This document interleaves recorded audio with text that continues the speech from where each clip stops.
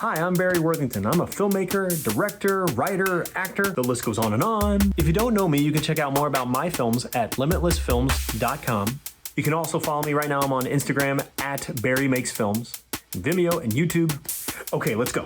I want to talk about something that came up during my recent videos where I had a social media poll about, if you had only these choices, what would be the next film adaptation of a video game you'd like to see next? And the options were Metroid, Half-Life, Horizon, or Galaga. As I said in my videos, let me say something here right off the bat. I do not believe that a video game can only be worthwhile if it can be adapted into something else like a film. I don't believe that. But nonetheless, I want to address the question of, okay, Barry, how would you make a film based on Galaga? Just kind of talking right off, top of my head, some of the first things that come to mind. I think, like I said in a previous video, when I think of that game, one of the first things I think of is, yes, the darkness of space, but also a whole lot of color. And I would actually try to kind of lean into that aesthetic. For some of my films, I made a film called Hollywood Trash and another one called The Infinitely Generous Francis Victus. I know for me, when I think of those films, one of the first things I think of is how colorful they are. And that was intentional, especially with Hollywood Trash. But you see, I've made these other films too, like Kin or this new one called Lures from the Light, which are not bright and colorful because the tone is completely different. But Galaga, I would try to, take a little bit of a serious approach, but also, I would want to have a lot of fun with it because I think Galaga is an awesome, very fun game. And I'd want the aesthetic to be, pretty true to that. But okay, without thinking too much about it, here's some of the first things I would think of if I were to make a film adaptation out of Galaga. So like we said, there's really no plot, there's no identified character. I would address the concept that, when I'm playing Galaga, when I think of Galaga, I think of the fact that just like a lot of video games, and certainly video games of the era it came out in, I think of high scores. That's one of your goals playing that game is, trying to get a pretty good score. So I'd incorporate that element into my version of the film. So I'd start with a character who is pretty great at blasting the aliens or the space monsters, whatever they are. I would start with a character who's really great at that. Well, okay, hang on. I can play around with the idea of, I don't know if they start that way, where they start as the best, or if they kind of become that way. I don't know. We can mess around with that kind of thing. But I think, at some point it'd be kind of interesting if the character became very arrogant. I think it'd be interesting if that's how they handled being the best. Kind of like, if you were to get a high score in the game, this character would be getting kind of like a high score by, being so good at blasting the space monsters. But instead of being like humble about it or respectful, perhaps this would be a character who is actually kind of arrogant about it. And I'm not trying to say that everyone who gets a high score in a video game is arrogant about it, but I'm saying in this particular idea I'm having, that might be where I would go with it. I think it could be neat for a bunch of reasons. I think it'd be interesting for some storytelling opportunities. I also think it's a little unexpected. I just think it's kind of an interesting element of the concept, the entire concept of Galaga, that I think would be kind of fun to play around with. So however they get there, let's call, them being the best. Let's call this character being the best at blasting away the aliens or the monsters, whatever they are. However they get there, let's call that a critical point in what will follow in the character's arc. And one of the cool results and side effects of that is, starting at that level, the character actually now has, hopefully, if you want the character to have a kind of a positive character arc, this character now actually has a lot of room to grow. I don't think you always have to have a character who's super, super likable, at least not throughout the entire film. People make mistakes, people do all kinds of different things, but they're people. And certainly I've made films where, the morality of the character, things like that are kind of gray, because that's often a lot of how life actually is. And I think it actually can be very relatable. In some of my movies, like The Infinitely Generous Francis Victus, I won't tell you the trajectory of some of those character arcs, but certainly in a film like Sponge, and again, you should check that out if you haven't seen it yet so I don't spoil it for you, I would not say that character has a very positive character arc. And that's intentional. That was intentional to the point of that movie. In this case, I would probably have this character have a positive character arc. And the terms like positive and negative character arcs, that can get kind of confusing, especially like, are we talking about morality or are we talking about something else? In this particular conversation, in this particular instance, I'm talking about a character who kind of ends up being positive for themselves and the people around them, generally speaking.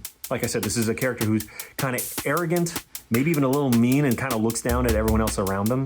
But by the end of the film, they are a lot more humbled and a lot more respectful, and all kinds of traits like that kind of end up evolving over the course of the film.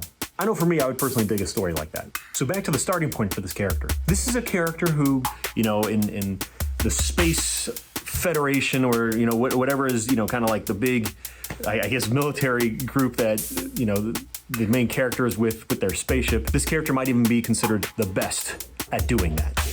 The best pilot, the best shooter, everything like that. When you're playing that game, you are this, you know, little starship. I would make the starship obviously a very big deal in regards to the film and the plot. I'd even do something where, like, the main character's identity is entirely wrapped up in not just how great they are, but, you know, kind of wrapped up in the starship. Meaning they would think they are nothing without that starship. So those would be what I would call pressure points within the character I would address. I would do something where, like, the starship gets destroyed or something, or the main character loses the starship.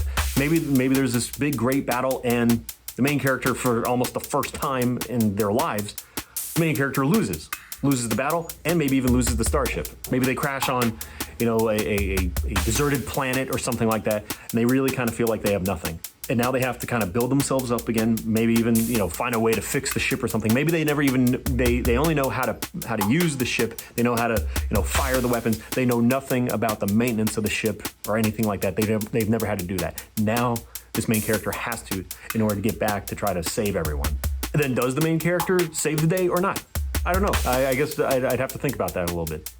But elements, like I just said, that's the kind of stuff I would at least start with if I were to make a script and you know, kind of go from there. I told you in a previous video, I like to think of, you know, when I'm making something, I like to think of character, I like to, you know, think of story. I also like to think of themes. And certainly if it's something that's based on something else, I like to try to think of, you know, kind of the core themes of whatever, you know, the source was, but also my take on it.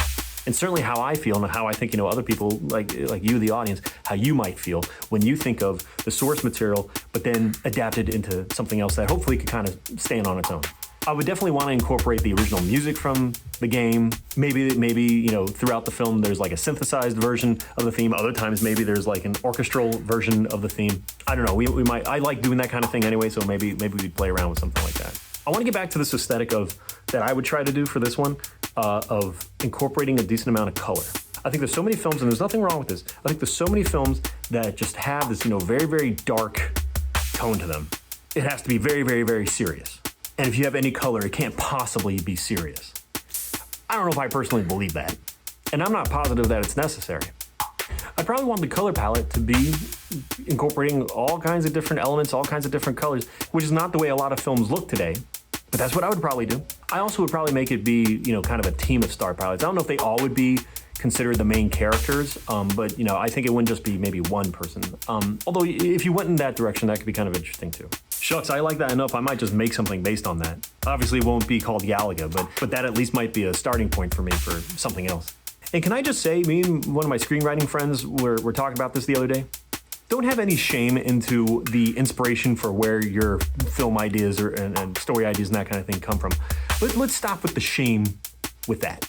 I know my pal, and you know exactly who you are, has this idea for a kind of time travel movie that the inspiration came from a film saga that's relatively popular. I actually say it's very, very popular. And I would definitely argue that is okay. But my friend has this very interesting angle he wants to kind of explore. That the saga, which I don't know if they're going to make any more entries in the saga, it currently does not explore that. But you know who you are, and your idea is really, really awesome, and you should share it with the whole world. But yeah, I think it's generally all good. And by the way, if you're an aspiring screenwriter or you want to get into writing or anything like that, and you have no idea where to begin, or even if you have been doing it for a while, personally, I recommend the books Save the Cat by Blake Snyder, Save the Cat Strikes Back by Blake Snyder, and Story by Robert McKee. At least getting started with those three. Fantastic, fantastic books. I don't get any kind of like kickback or anything by saying all that, all right? That's just that's Barry's personal recommendations to you. All right, that's going to do it. But before I'm out of here, leave me a comment and tell me, what do you think is your favorite, if you had to pick one, a favorite 1980s arcade game? For me, it's definitely going to be Galaga. I think Pole Position is up there too. Growing up in Gaithersburg, there used to be a restaurant called Joe's, and they had a pole position game on the bottom level. Love playing that. Gotta love Pac-Man. Let me know. See ya.